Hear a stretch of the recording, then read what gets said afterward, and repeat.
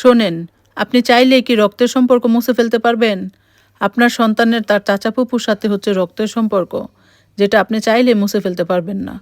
কারণ রক্ত কথা বলে।